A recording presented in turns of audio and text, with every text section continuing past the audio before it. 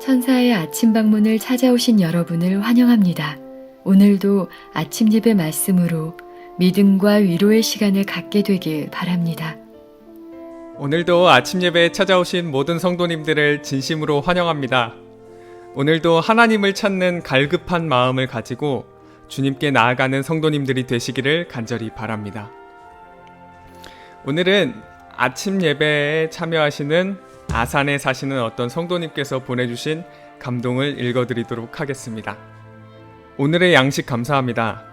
하나님께서 가장 받고 싶어 하시는 건 마음이고 우리와 결혼하시고자 하는 마음이란 말씀 깊이 새겨집니다. 이제껏 율법으로 11조와 헌물을 드려왔음을 회개하게 됩니다. 기쁜 마음으로 11조와 헌물을 드릴 수 있도록 귀한 말씀 허락해 주셔서 감사합니다. 마지막 사명의 선교 사업을 위해 헌신하겠습니다. 오늘도 귀한 말씀 감사드립니다. 마지막 사명의 선교를 위해 수고하시는 모든 분들 사랑하고 축복합니다. 라고 보내주셨습니다. 아멘. 귀한 간증을 보내주신 성도님께 다시 한번 감사드립니다. 기쁜 마음으로 11조와 헌물, 헌신하겠다고 하시는 성도님의 이 고백이 하나님께 감동을 드리는 고백이 아닐까 생각해 봅니다. 오늘은 주여 옛날 에녹같이 라고 하는 찬송을 하나님께 올려드리면서 아침 예배 시작하도록 하겠습니다.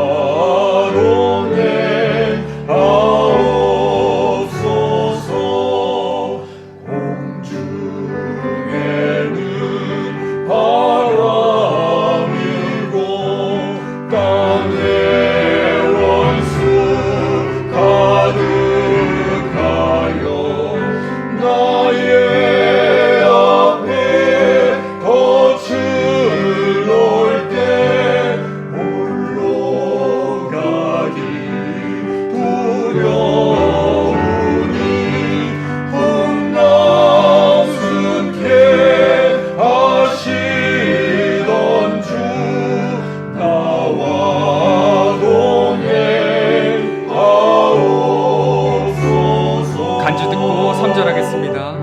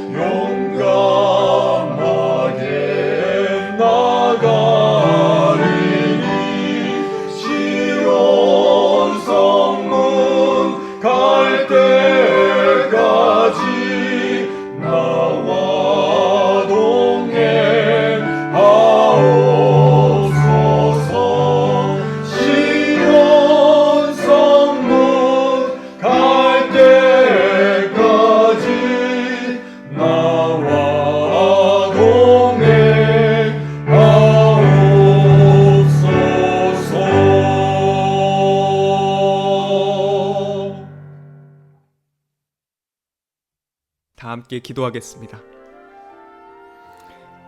하늘에 계신 아버지, 오늘 아침도 간증과 찬미를 주님께 올려드릴 수 있도록 모든 것을 허락해 주심에 감사드립니다.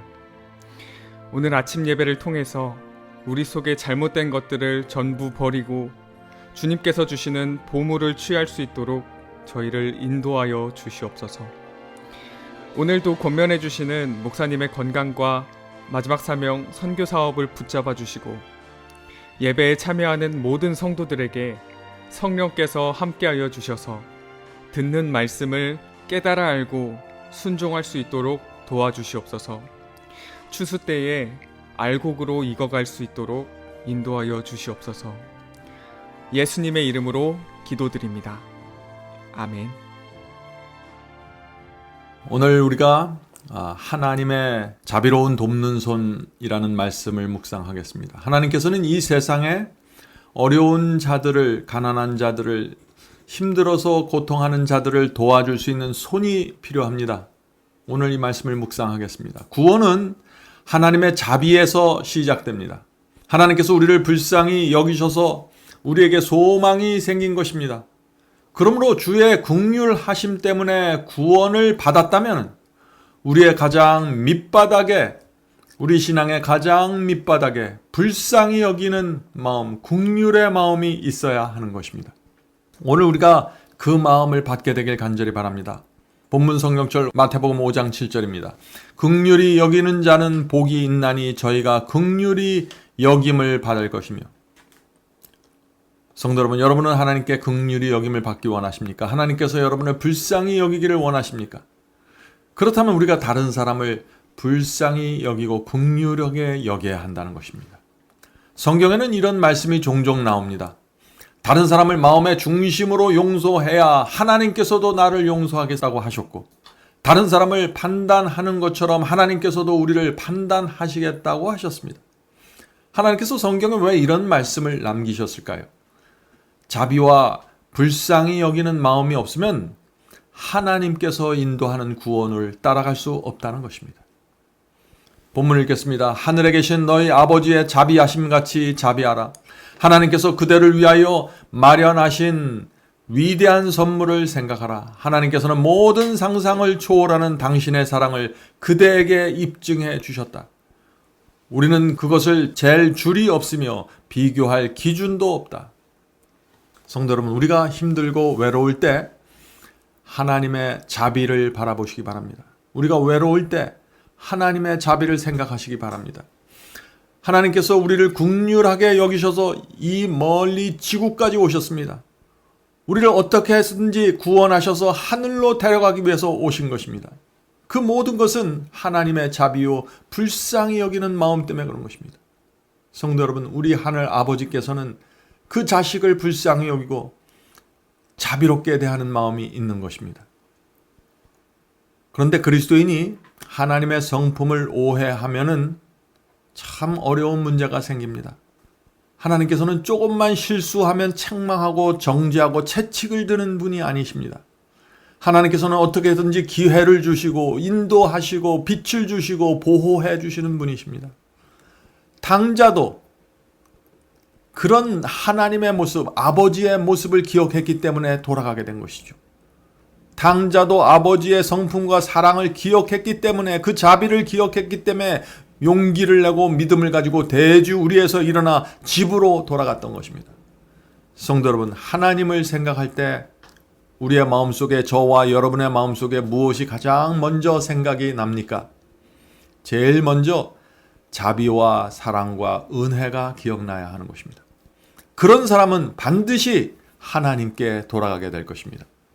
본문 읽겠습니다. 하나님께서는 증여와 헌물을 통하여 감사가 흘러나가도록 그대를 초청하신다. 성도 여러분, 하나님께 대한 우리의 감사가 우리로부터 흘러나가는데 그 방법이 무엇이에요? 증여, 다른 사람에게 나눠주고 헌물을 드리고 헌금을 내는 이런 모든 자비의 손길을 통해서 우리 마음속에 있는 감사를 표현하라고 말하시는 것입니다. 그분께서는 그대가 그분의 자비로운 돕는 손이 되도록 요청하신다. 그대는 그대를 위하여 그처럼 많은 일을 행하신 그리스도의 요구를 거절할 수 있겠는가? 성도 여러분, 우리가 하나님의 은혜를 알면 우리 속에 자비와 불쌍히 여기는 정신이 생기게 되는 것입니다. 나를 이 어둠의 수렁에서 건져서 인도하신 하나님을 알면 도와주는 손을 갖게 되는 것입니다. 성도 여러분, 하나님께서는 당신을 따르는 성도들을 통해서 이 세상에 하나님의 자비가 전달되기 원하시는 것입니다. 그것이 하나님의 뜻입니다. 그래서 성령께서 우리의 눈을 열어주셔서 도움이 필요한 사람의 누구인지 어디에 있는지 보여주시는 것입니다. 왜 보여주실까요? 자비와 긍휼의 마음을 도움을 주라고 보여주시는 것입니다. 그것이 하나님께서 성령을 통해서 이 세상에 가난하고 어려운 자들을 도우시는 방법입니다. 우리를 그 도움의 통로로 사용하시는 것입니다. 본문을 읽겠습니다. 그리스도께서는 불행을 목도하고 오셨다. 그분의 부드러운 동정심이 그대의 마음에 자리 잡게 하라. 하나님의 자녀들의 고통을 경감시킬 수 있는 자부정을 실천하라. 성도 여러분, 구원이 무엇입니까? 하나님의 뜻과 진리를 분명하게 깨닫고 말씀대로 사는 것이 구원입니다. 그러나 동시에 우리는 하나님의 성품을 가져야 하는 것입니다. 진리와 하나님의 성품이 나란히 같이 가야 되는 것입니다. 하나가 되어야 되는 것입니다. 그래서 불쌍한 사람을 보았을 때 불쌍히 여기는 마음이 나와야 되는 것입니다. 실수하고 넘어진 사람을 보았을 때 위로하고 일으켜주는 마음이 나와야 되는 것입니다. 성도 여러분, 진리는 하나님의 성품과 함께 가는 것입니다. 하나님의 성품 없이 진리는 빛으로 전달될 수 없기 때문입니다. 그런데 문제가 있죠. 문제는 하나님의 성품은 우리 힘으로 어떻게 만들어낼 수 있는 것이 아닙니다. 그것은 받는 것입니다. 성령께서 그래서 필요한 것입니다. 성령께서 우리의 마음을 감동시키고 은혜롭게 해 주셔야 합니다. 우리가 정말 간절히 원하면은 성령께서 우리의 완악한 마음을 뒤집어 엎으시고 하늘의 마음을 주십니다. 이것은 실제로 일어나는 일입니다. 우리가 마음을 열고 성령의 역사를 구하면 전에 없었던 동정심이 우리 속에서 나오게 되는 것입니다. 불쌍히 여기는 마음이 나오는 것입니다. 이것은 날마다 이루어질 수 있는 하늘의 기적입니다. 원하는 사람들에게 말이죠. 본문을 읽겠습니다. 주께서는 무력하고 궁핍한 가운데서 우리의 봉사를 요구하는 가난한 사람들이 우리 옆에 둘러있는 일이 필요함을 아셨다. 그들은 그리스도인의 품성을 완성하는 일에 있어서 우리에게 도움이 될 것이다. 왜냐하면 그들의 식탁에 놓을 식물과 그들의 몸에 걸칠 옷을 제공하는 일을 통해서 우리는 그리스도의 품성의 속성을 개발할 수 있을 것이기 때문이다. 여기 놀라운 말씀이 나오죠. 무슨 뜻입니까? 하나님께서 우리 주변에 의도적으로 가난하고 도움이 필요한 사람들을 두시겠다는 것입니다. 이유가 무엇이라고 했습니까? 불쌍히 여기고 긍휼히 여기는 마음을 받게 하고 훈련하게 하기 위해서 하나님께서 우리 주변에 그런 분들을 놓아두신다는 것이죠. 성도 여러분, 하나님의 성품을 담는 방법을 이해하셔야 됩니다. 하나님께서 우리 주변에 어려운 영혼들을 두시는 것입니다. 그것을 통해서 우리의 마음을 훈련시키고 필요를, 우리의 간절함을 불러일으키는 것입니다. 자비와 동정을 베풀고 연습하고 훈련하는 기회, 그것을 베풀어 주신다는 것입니다. 어떻게 해요? 가난하고 어려웠고 억울한 자들을 우리 주변에 둬서 그들을 도와주고 동정하고 붙들어주는 마음을 훈련시켜 주신다는 것입니다. 성도 여러분, 잊지 마십시오. 인생은 나그네 길입니다. 하늘 가는 훈련 학교입니다. 우리는 이 나그네가 모여있는 이 훈련 학교에서 하늘의 성품과 신앙을 배워야 하는 것입니다. 본문을 읽겠습니다. 우리 가운데 가난한 자들이 없다면 우리는 많은 것을 잃게 될 것이다. 가난한 자들이 우리 주변에 없다면 많은 것을 잃겠다고 했는데 무엇을 잃어버릴까요? 계속해서 읽겠습니다. 이는 그리스도인의 품성을 완성하기 위하여 우리의 자아가 부인되어야 하기 때문이다. 놀라운 말씀이죠. 우리 주변에 가난한 분들이 없으면 우리는 우리가 어떤 사람인지 모르게 됩니다. 내가 주님을 믿는다고 하지만 얼마나 이기적이고 긍휼히 여기는 정신이 부족한지 모르게 되는 것입니다. 성도 여러분, 사람의 본성은 누구나 교만하고 이기적입니다. 자기밖에 모릅니다. 그래서 하나님께서 성령을 우리에게 보내주시는 것입니다. 성령을 통해서 우리의 양심이 살아나야 하는 것입니다. 그러면 어려운 자들을 눈에 보이게 되는 것입니다. 도와주고 싶은 충동과 소원을 갖게 됩니다. 성도 여러분, 우리 속에 이런 변화가 생기면 그것은 성령의 역사입니다. 성령 하나님께서 내 속에 오셔서 새로운 마음을 주시고 역사하시는 것입니다. 그런 역사가 이루어질 때 우리가 어떻게 해야 될까요? 감사한 마음으로, 소중한 마음으로 그 성령의 역사를 받아들이고 따라가야 하는 것입니다. 본문 읽겠습니다. 영광의 주이신 그리스도께서는 친히 슬픔의 사람으로 이 세상에 계셨으며 고통을 잊게 하셨다. 그분께서는 필요와 궁핍의 의미를 아셨다. 가난에 시달린 아이였던 그리스도께서는 자아 부정의 원칙을 실천하셨다. 그분께서는 타락하고 가련한 인간을 돕기 위해 오셨다. 그러므로 그분께서는 당신께서 재물을 맡겨주신 당신의 추종자들도 그들 자신의 가상적인 부족을 보지 말고 다른 사람들의 필요를 도와주는 일에 관대하기를 기대하신다. 성도 여러분, 저처럼 이렇게 설교에 집중하고 있는 사람은 참 부끄러운 말이지만은 예수께서는 가르치고 설교하신 시간보다 어려운 자들을 돕고 병든 자를 고쳐주시는 데 훨씬 더 많은 시간을 사용하셨습니다. 예수께서는 가난하셨고 필요와 궁핍이 무엇인지 친히 경험하셨습니다. 그래서 늘 주변에 있는 어려운 자들을 도와주려고 한 것입니다. 그들이 구원 받든지 못 받든지 그것을 따지지 않고 그들 곁에 가신 것입니다. 우리도 예수님의 그런 마음을 가져야 하는 것입니다. 바울은 너희 가운데 이 마음을 품으라 이는 곧 그리스도 예수의 마음이니. 성도 여러분, 우리는 예수님의 마음을 품어야 합니다. 예수님의 마음이 어떤 마음입니까? 진리를 사랑하는 마음입니다. 어려운 자를 볼 때 아파하는 마음입니다. 하나님께 충성하는 마음입니다. 거짓을 거절하는 마음입니다. 의를 사랑하는 마음입니다. 어려운 자들을 붙잡아주는 마음입니다. 이런 모든 마음이 하나로 엮여져 있는 마음이 예수의 마음입니다.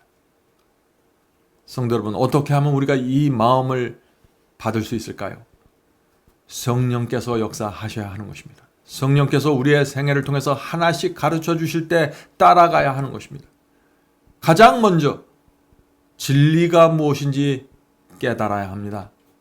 죄를 버리고 회개해야 합니다. 이것이 성령의 역사하실 때 가장 먼저 일어나는 경험입니다. 성령께서는 우리의 인생을 통해서 다양한 경험을 하게 하십니다. 그래서 예수께서 갖고 계셨던 그 마음이 무엇인지 점점 더 분명하게 볼 수 있게 도와주십니다. 성령의 역사를 따라가는 사람들은 그래서 예수의 마음을 항상 바라보고 사모하면서 살게 되어 있는 것입니다. 성도 여러분, 지금 내 경험이 부족하고 성품이 부족하다고 염려하지 마십시오. 이제부터 하나씩 시작하시면 됩니다. 마음을 열고 진리가 무엇인지, 하나님의 뜻이 무엇인지 살피는 일부터 시작하십시오. 그러면 거기서부터 성령께서 하나씩 보여주시고 역사하면서 살아있는 경험으로 인도해 주시는 것입니다. 성령께서 보여주고 알려주실 때 간절한 마음, 낮은 마음으로 굴복하십시오. 따라가십시오. 그렇게 하면은 여러분의 생에 겸손과 자비의 열매가 맺히게 될 것입니다. 자, 마지막 문단 읽겠습니다. 돈을 쓸 때 예수께서 그대의 입장이었다면 어떻게 하셨을까 생각하라. 참 재미있는 말씀이시죠? 여러분이 우리가 재물을 사용할 때 예수께서 내 입장이었으면 이 돈을 어떻게 사용했을까 생각해 보라는 것입니다. 그분께서는 당신을 따르는 자들이 당신의 자아 부정과 자아 희생의 발자국을 따르도록 요청하신다. 주께서는 우리에게 자아 부정과 자아 희생을 요구하십니다. 나를 부인하고 나를 희생하면서 주님을 따라야 한다는 그 거룩한 부르심이 저와 여러분 모두에게 지금 있는 것입니다. 응답하기를 제가 간절히 바랍니다. 그리스도의 인의 품성은 그리스도의 품성을 닮아야 한다. 그분의 생에 나타났던 것과 동일한 사랑과 은혜와 이타적인 자선이 그분을 따르는 자들의 생애를 특징 지어야 한다. 성도 여러분, 오늘 말씀을 살펴보면서 무엇을 느끼셨습니까? 우리처럼 부족한 사람들이 어떻게 그리스도를 닮을 수 있을까요? 이 질문은 지난 2000년 동안 모든 그리스도인들이 했던 질문입니다. 오늘 우리는 이 질문에 대한 대답을 예수께서 주신 그 열 처녀의 비유에서 좀 찾아보려고 합니다. 이것이 오늘 말씀의 결론입니다. 마태복음 25장 3절 4절입니다. 마태복음 25장 3절 4절. 미련한 자들은 등을 가지되 기름을 가지지 아니하고 슬기로운 자들은 그릇에 기름을 담아 등과 함께 가져갔더니. 자, 주의 재림을 준비하는 두 무리가 교회 안에 있습니다. 한 무리는 미련한 처녀이고 다른 무리는 슬기로운 처녀입니다. 자, 미련한 처녀들의 문제가 무엇인가요? 등은 있는데 기름이 없는 것입니다. 자, 등은 있는데 기름이 없다. 이것이 무슨 뜻일까요? 성경 교리와 지식은 있는데 성령이 없다는 것입니다. 등은 주의 말씀입니다. 말씀은 붙잡고 있어요. 그런데 기름이 없다는 것입니다. 그래서 교리와 지식이 내 속에 들어왔지만 죽어있는 나를 살리지 못하는 것입니다. 육신에 붙잡혀 있는 나를 성령으로 끄집어내고 인도하지 못하는 것입니다. 그래서 말씀이, 이 등이 내 경험이 되지 못하는 것입니다. 성도 여러분, 미련한 처녀도 교리와 지식을 갖고 있습니다. 교회에서 배운 것이 있고 설교를 통해서 얻은 지식이 있는 것입니다. 그러나 그것은 다른 사람을 통해서 받은 말씀과 교리입니다. 내 것이 아닙니다, 아직. 그런 등잔에서 나오는 빛은 금세 꺼지고 사라지게 됩니다. 내 것이 필요한 것입니다. 미련한 처녀에게는 하나님과 씨름하면서 붙잡은 말씀이 없습니다. 미련한 처녀에게는 손해보고 희생하면서 붙잡은 말씀이 없는 것입니다. 그래서 지식은 있는데 말씀에 대한 확신이 없는 것입니다. 성도 여러분, 미련한 처녀들도 열심은 있습니다. 주의 재림을 기다린다고 말합니다. 교회 활동에 적극 참여합니다. 그러나 말씀을 읽고 깨달아도 마음을 바치지 않습니다. 십자가의 욕심과 정욕을 못 박지 않습니다. 세상을 버리지 못합니다. 진리를 따라서 좁은 길을 걸으려고 하지 않습니다. 미련한 처녀는 하나님의 말씀이 인도하는 대로 따르기 위해서 전적으로 굴복하지 않습니다. 반은 세상을 사랑하고 반은 하나님을 사랑하는 그런 상태에 자꾸 머무르게 되는 것입니다. 그래서 먹든지 마시든지 무엇을 하든지 하나님께 영광을 돌리는 그 전적인 헌신이 나오지 못하는 것입니다. 바로 이것이 등잔은 갖고 있지만 기름이 없는 모습이죠. 성도 여러분, 기름이 부족하면, 성령의 기름이 부족하면 성령의 열매가 맺히지 않게 됩니다. 열매는 나를 위한 것이 아닙니다. 열매는 다른 사람들이 내게 와서 따먹을 수 있게 맺히는 것입니다. 그러므로 열매가 없으면 이웃에게 나눠줄 것이 없게 되는 것입니다. 이웃에게 빛이 될 수 없고 하나님께 영광을 돌릴 수 없는 것입니다.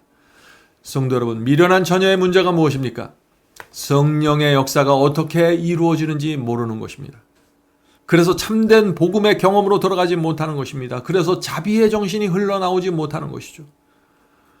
슬기로운 처녀와 미련한 처녀의 차이가 무엇입니까?